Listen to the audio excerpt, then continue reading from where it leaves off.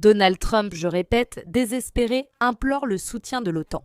En réponse à la question sur le type de soutien dont il a besoin en ce moment, Donald Trump a répondu « n'importe lequel ». Il a ajouté que les Alliés devraient envoyer des destroyers et des dragueurs de mines, dont l'Europe possède bien plus que les États-Unis. En principe, mais la puissance de la flotte elle-même aux États-Unis est infiniment supérieure. Eh bien, c'est certainement très amusant que Donald Trump ait passé, au moins cette dernière semaine, à essayer de faire passer le message de qui commande en mer. Nous détruisons la flotte de l'Iran, la flotte des États-Unis, la plus grande du monde.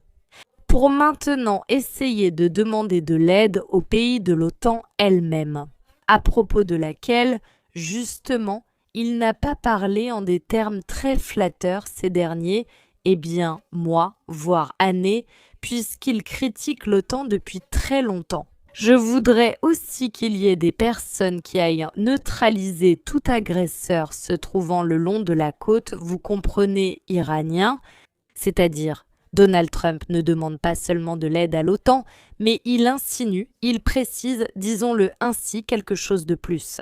La question sous-entend qu'il a besoin de l'aide des commandos européens et d'autres militaires pour éliminer les Iraniens, qui créent des problèmes dans le golfe Persique, avec des drones et bien sûr aussi avec des mines marines. Au final, le discours a fini par accuser la Chine de tous les maux possibles et imaginables au niveau international. Mais la vérité, c'est qu'à ce stade de l'histoire, cela ne va pas vraiment lui servir à grand-chose.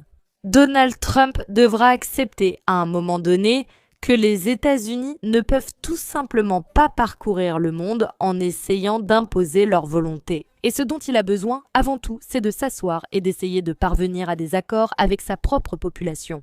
Parce que sinon, cette guerre entre les démocrates et les républicains, que pour l'instant Donald Trump parvient à contenir, pourrait éclater de plus en plus. Et à un moment de plus en plus inattendu,